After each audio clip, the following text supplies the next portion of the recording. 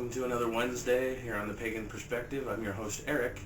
Welcome to week 2 for Death Month. This week we are talking about the Undead.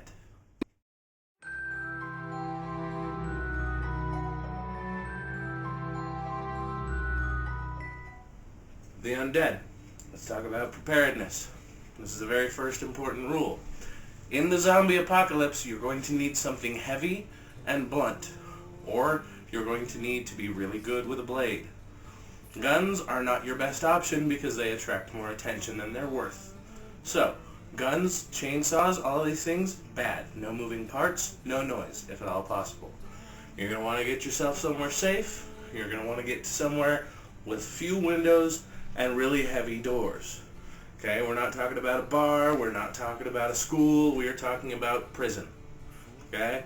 Get in there, let the inmates out, because I know they want out. Get in there, find yourself the set of keys, lock yourself in, you're good to go.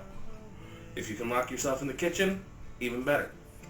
But, somewhere no doors, or no windows, heavy doors, you're set. When it comes to vampires, let's talk a little bit about that. Now, the sparkly vampires, I don't care. Some of the other Hollywood vampires, we really don't need to discuss that because you already know plenty about that. Your best bet is some sort of holy symbol.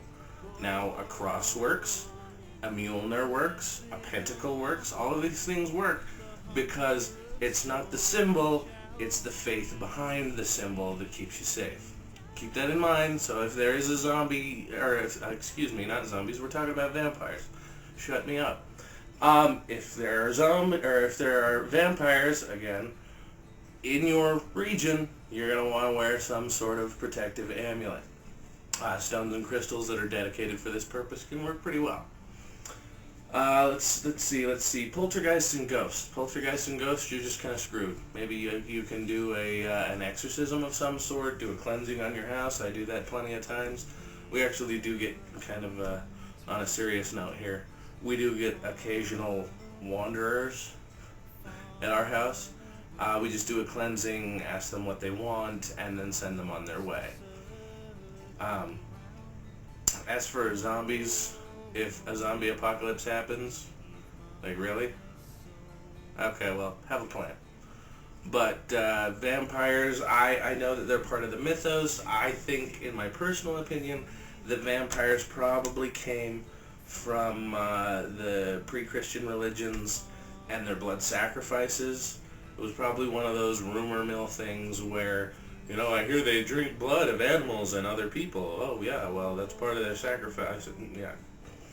I don't know if I believe in vampires per se as a reality, but if they do exist, then yeah, from what I understand, a holy symbol is your best way to go. Garlic, holy water.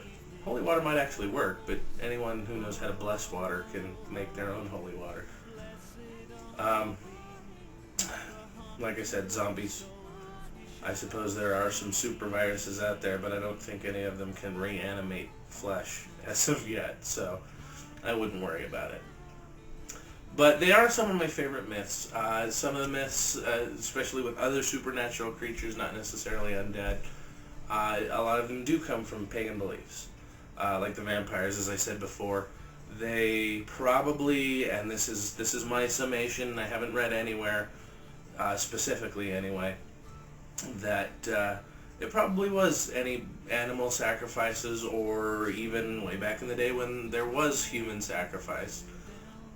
There was probably some sort of mythos that went along with the vampires of, these pagan people drinking the blood of humans and making them immortal and da-da-da-da-da. Well, it's really not based in any sort of fact, from what I understand. The ghosts I see as spirits, which are just energy. But they can be harmful, they can be helpful, so it's really a matter of what they want. If you can identify that through discussing it with them, and then send them on their way, or if they're being malicious or mean, then just kind of do a smudging or cleanse your house however you see fit. I have a tendency to draw runes on all over the house and at all of the entryways, and we do an energetic sweeping and smudging and other various things. But that's that's really up to you to decide what works for you. But remember, wear your amulets, have your zombie plan, and of course, until next time, Odin be with you.